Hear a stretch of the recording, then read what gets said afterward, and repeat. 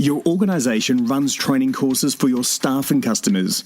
Only problem is it's time-consuming, inconvenient and costly. Take a leaf out of our book. The School of Hard Knock Knocks uses the online training platform by YZ, and our team and customers love it. It's simple to use, supports every media format, audio, video, text, and looks great on desktops, tablets and mobiles. And for a limited time, quote SHKK when you arrange a demo and get 10% off your first year's plan. YZ helps us deliver comedy courses around the world. Imagine what it could do for your organisation. YZ, that's WYZED.com. YZ, online learning made simple.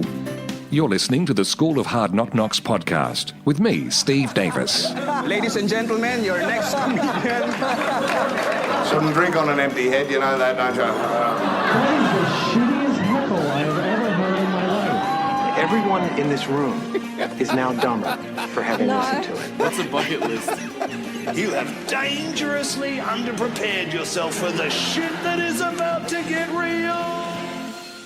Alumnus Viet Bui, or VB as he's known on the comedy circuit, is one of the School of Hard Knock Knocks' most active comedy graduates, performing constantly in his city of Adelaide and also at the Melbourne International Comedy Festival. In this School of Hard Knock Knocks podcast, host Steve Davis asks VB what got him started in stand-up, Vietnamese parents, how he balances his professional and stand-up lives, and his love of dark comedy. VB also chats about his role as a comedy promoter and his upcoming show, The Misfits, on August 22 at the Shangri-La Karaoke Bar on Hindley Street, Adelaide. And like I said, he's incredibly active. VB is also the returning alumnus for the August 25 to 29 School of Hard Knock Knock stand-up comedy course in Adelaide. That's right, we invite our graduates back to perform, and this month VB will be performing alongside Jerry Massey and international comedian Mickey D. And I think it's about time to hear from VB.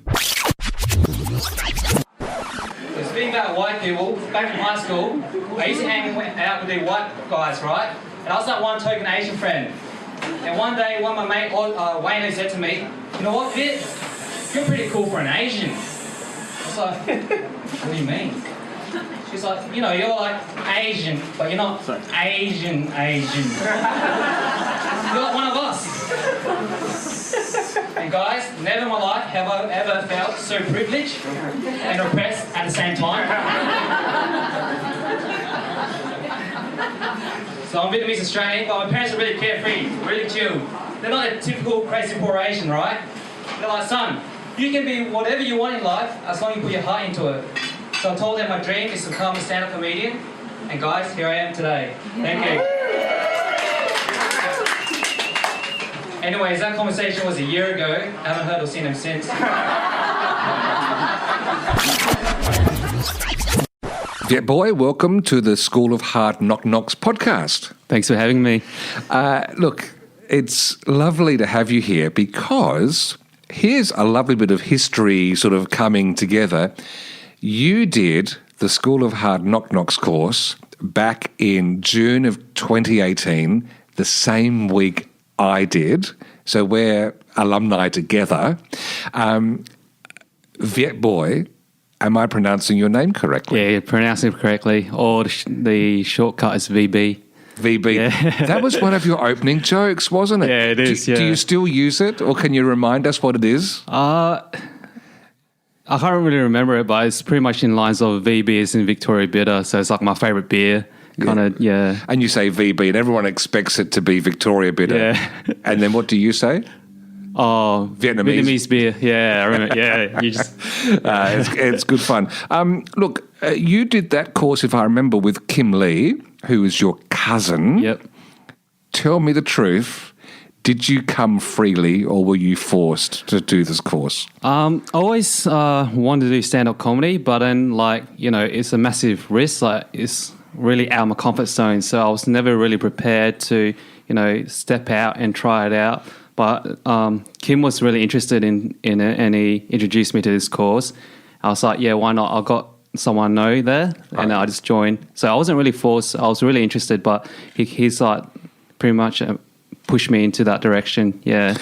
You know what I remember the most about that experience was that I had met Vietnamese people before, but there was something about that course that just breaks down barriers, and I suddenly felt relaxed and cool and chill and able to ask questions because we were sort of trawling around comedy together, and I don't know. I just feel like there's a bit of a gem, the comedy world, that helps people cross cultural, not so much divides, but differences together. Did you find that or not? I find that like comedy, like it's pretty much like music. You know, music is a universal language. For me, I see comedy like is a way to express yourself, like connect each other. There's no boundaries in comedy. You know what I mean? Like everything is open. You can talk about race. You can talk about sex. You can talk about cultures. Like it's all open. And it's like a universal language. How I see it in comedy. Yeah. Actually, really, there's a lot of stuff that I would do in my comedy that I just wouldn't do when I was face to face with one person. Yeah, that's true. That's why like a lot of my workmates or colleagues that ask, crack us a joke, but I know, like, you know, in comedy world it's okay, but in professional world you got to keep it down. Yeah. Now, for you, some of your comedy in your early sets that I got to see were family based. Did you come from a funny family?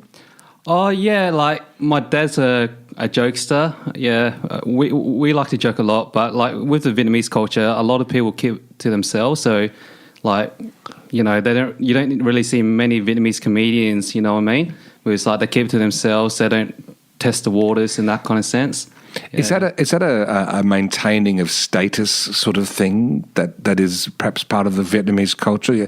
Like your dad, bit of a jokester, but if he met me for the first time, I imagine he'd probably be a little bit reserved. Yes and no. Like in a way, like my he's a jokester. He'll joke around you, but then like he comes from a different kind of world. You know what I mean? Like, you know, escape from a Vietnam War, come down here, and all they think about is just surviving. So right. You know, their main priority is to put food on the table. Whereas for me now, I'm the second generation. I can follow my passion, and my passion right now is comedy. So, like, you know, I can focus on that. I don't need to focus on putting food on the table. So if they've come from that background, what are the impressions? Because I know Kim Lee's got a lot of jokes about how his parents looked down at him doing comedy. What's your lot like? If I didn't have a stable job right now, my parents would be like, what the hell are you doing? You know what I mean? But since I went through uni, I had a stable job, you know.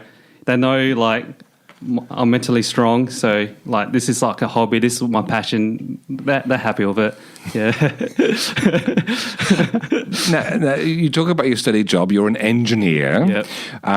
Actually, does engineering help you in building jokes? Have you worked out some sort of formula? Because engineers, it's all models and formulas, isn't it? And equations. Yeah. Engineers, a lot of problem solving. So a lot of times I sit down and I break down my comedy. So I take myself, I look at it, and I'm never really happy with my set.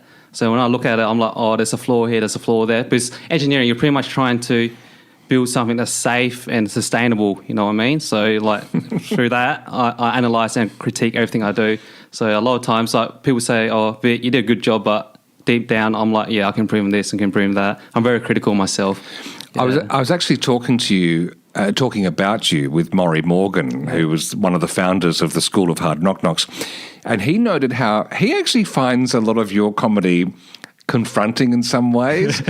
and so he's chipped a question, and he said, do you think part of that is because you maybe work with a lot of blokes? Does that inform your comedy? Because you're out there a bit. It does. Like I must admit, like I work in the professional world and I deal with a lot of tradies as well. So there's a mixture of professional kind of jokes and tradie kind of joke. You know what I mean? Yeah. But yeah, for me, how I see comedy, like I didn't really expect. People expect massive laughs, but for me, I expect reaction. So if I get a reaction, I'm happy with it. You know what I mean? Good or bad, I'm happy with reaction. Like I'm conveying my message across. So that's me. Like that's why I like doing confronting kind of jokes. Yeah. So that reaction would include throwing things at you? I got heckled. I got laughed. I got a bit of gas. Like there's a mixture. Like I like dark comedy. That's what I like testing the waters. Some laughs, some questions, some uncomfortable. That's why I like it. Yeah. All right. Well, given that, what's your plan for comedy in your life? Is it something you'd ultimately like to see full-time one day, or will it always be that sort of passion project that you do on the side? For now, it's at the start, it was pretty much more confidence because I joined like stand-up comedy just to build up my confidence. Because when I go to meetings in work scenarios, sometimes I lack the confidence and I can't convey my message as I want to be conveyed. So I use stand-up comedy as a way to build up confidence. Because like pretty much on stage and everyone's critiquing you, like you have to expect a reaction from them, you know what I mean? And now like I'm more comfortable on stage. It started growing like a passion now for me. So how I see it now is like a passion project, and I want to build that in the Adelaide community. Because right now, like Adelaide community is pretty underground comedy. So I just want to build that up. Yeah. So I'm just trying to picture you in a work meeting. Yeah. Like if someone sort of makes a bit of a sarcastic face at you, do you now post-comedy go, hey, come on, you can do better than that. Is that the best you've got? Do you challenge it? Like what is... in the sense that whatever reaction they provide me in the meeting, I don't really get affected by it. I'm very confident now. So back then, like if they give like kind of questionable look, then I kind of panic. But now I'm very relaxed in meetings. Yeah, so it really helps me out with comedy. Yeah. And dear listener, I'm looking at Viet as we have this, and he has got this cheeky look on his face. And I can almost picture you trying to deliberately bait them to have that just so it fires you up. I don't know. I could be reading too much into that. No, you're right. I kind of enjoy it. Now, Viet, the reason we particularly asked you to come on the podcast now is on August the 22nd at the Shangri-La Bar and Karaoke in Hindley Street in Adelaide. You're launching your first comedy night as a promoter. Thank you very much. It's called The Misfits. Tell me, who came up with the Misfits concept? Oh, so pretty much like what you said before, I like to like push the boundaries in comedy. So I want to like hire acts that kind of push the boundary, test the waters. You know what I mean? So I hired like the best acts in Adelaide, and then these comedians I consider as the misfits because they'll get a bit of reaction of laughing, a bit of questions involved. You know what I mean? They're like the best of the best. So yeah, I hired them because they're going to test the waters with the audience, and I like that with my comedy. Right. Yeah. So am I too safe for you? I'm too safe, aren't I? Nah, you're good.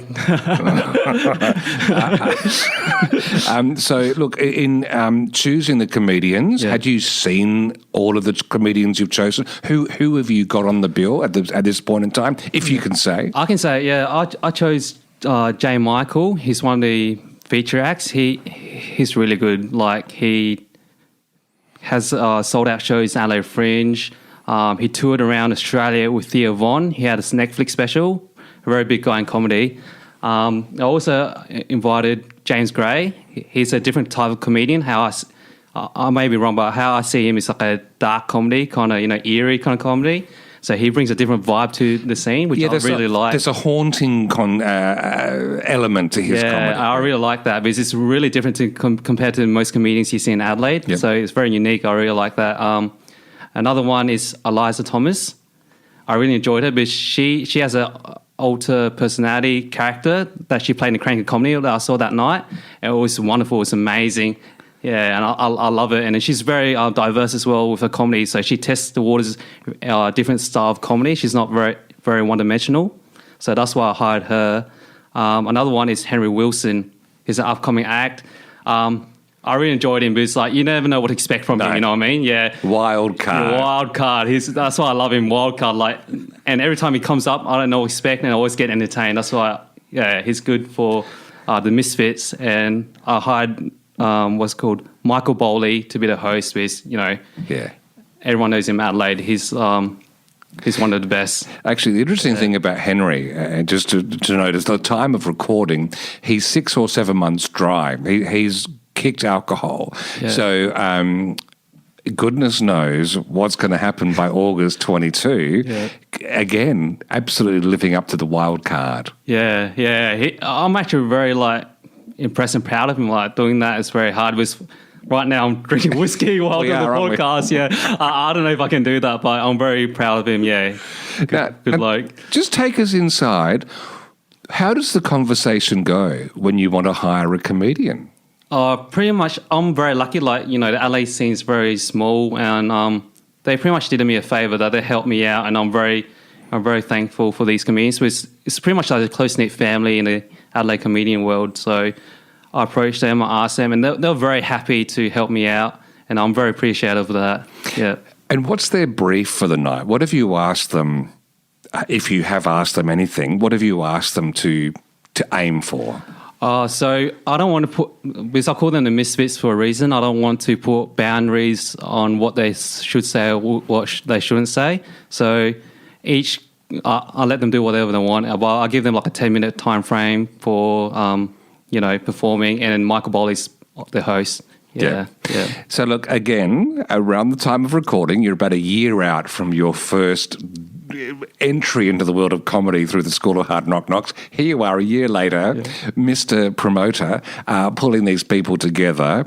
How are you going about getting an audience? What sort of strategy, what sort of tactics are you using? Because there's possibly other up-and-coming, budding comedians listening to this thinking, you know what, I wouldn't mind pulling something together too. Yeah. So how I put it in is pretty much you got to believe in your acquaintance and your friends. Like sometimes you question like, if your acquaintance or friend will help you out. Never question that. Just throw out your hand and ask them, can you please help me out? Can you please buy tickets? And you'll be surprised, most often than not, they always purchase tickets. They always help you out. Even though you're not very close to them, like a lot of people I ask that I'm not very close with, they still buy tickets, you know. So you always have to reach out, ask them. And also another way of getting tickets is through sponsorship. So I'm very fortunate, like School of Hard Knock Knocks sponsored me in this event. They really helped me out a lot. Through this podcast, I can like advertise my, stand up, and like sponsorship is a big deal for this to get tickets. Actually, I wasn't going to take us there. But I will just ask. I mean, is there something that you're discovering that has some value in being part of the alumni of the School of Hard Knock Knocks? What have you noticed? I noticed that we have a special connection. You know what I mean? Like when I see you, I don't see you just a comedian. I see like we have a special connection with alumni of School of Hard Knock Knocks, and we help each other quite a lot. Like you help me through a lot of stand up, like mentoring me through the program. And then also having me on the Adelaide Show podcast as well. Yes. So like we help each other out. We look after each other. It's like a close-knit family with the alumni. Yeah. Now, am I sitting with someone who's going to be the new big promoter? Is this something you're planning to try again, or is this the first one? And if it works, yes, or are you committed to being a comedy promoter into the future? How I see trying to promote the Adelaide comedy scene, pretty much. It's not just for myself, because I'll be honest, like doing this event, I can make more money just working like a normal job, but then it's a passion, you know what I mean? Like I see a lot of, like I see crank comedy, people perform crank comedy, people perform rhino. I see like a lot of these acts are really good, but no one's noticing it, you know what I mean, in the general public. And I want the general public to see how good like Adelaide comedians are. So I want to provide another platform for Adelaide comedians to come on and perform on stage to, to express their brand. And also I try my best to pay the comedians as well, so they have a passion, yet they're getting rewarded at the same time with their passion. So that's my goal. Yeah, it's actually funny because we just had recently, at the time of recording, a course go through, and we have, of course, the graduation night, and we charge ticket prices to see that. And someone asked, can girlfriends or boyfriends or whatever get in free? And Maury's answer was interesting. He said, no, I'm actually trying to create a culture in which people are comfortable in paying for comedy. And you're nodding your head at the moment. I think you're sensing something there, that there's a lot of time and sweat and blood that goes into crafting comedy, so it should feel okay to ask for some money in return. How I see it is that if you do it for free, event for free, and you hire good acts or very cheap, they kind of look down on your event. So you got to set how I see it, you got to set a certain price that's not too expensive, but not too cheap at the same time that they kind of look down on comedy. You know what I mean? You got to set a criteria. Yeah. Fill out the market and set a criteria so they respect the comedians. They come often, and when let's say if I promote another event, they'll come again with, say, respect the community, because it comes with a price to see them performing, and that's how it should be. Magnificent. Yeah. On that note then, what are you charging for entry on this night? And give us your pitch. Where should people go? Why should they come? So I'm charging $10 entry for this event, so it's affordable for everyone. And my pitch is that pretty much I hide like the best in Adelaide. Like I'm actually really scared because I'm on the I'm on the bill as well. But I'm very scared because these acts are really good, so I'm planning to go first. So the worst first, and then later on, like the better acts come last. Because if they perform before me, then I'll definitely bomb. So so I'm like a massive amateur compared to these guys, and that's why I don't need to advertise too much with the comedians because they're big names. Hang on a minute. Is this just an elaborate venture so that you get a gig? Is that what it's all about, Viet? It's a secret. Okay, August 22 is a great night to head to Hindley Street, Shangri-La Bar and Karaoke. Why did you choose that? Do you know someone there, don't you? So the owner is a good mate of mine, and we just want to test it out, perform another venue, and his venue is really nice as well. It's an open space. It can fill up to a few hundred people. Wow. Yeah, so it's a good venue. Have you ever done karaoke there? Many times, yeah. Favourite song? What do you go for? What's your go-to song? Live on a Prayer, Bon Jovi. Okay. If someone comes along to see your night, are you going to stay behind afterwards and maybe do some karaoke? There's a good chance. If I have a few beers in me, there's a good chance, yeah. Will you promise to do Living on a Prayer if someone asks you? Oh, yeah, I'll promise. If you ask me, I'll do it. Oh, if you ask me. Now you're drawing me into it as well. Viet Bui, thank you very much for joining the School of Hard Knock Knocks. Thanks, Steve. Thanks for having me. I really appreciate it.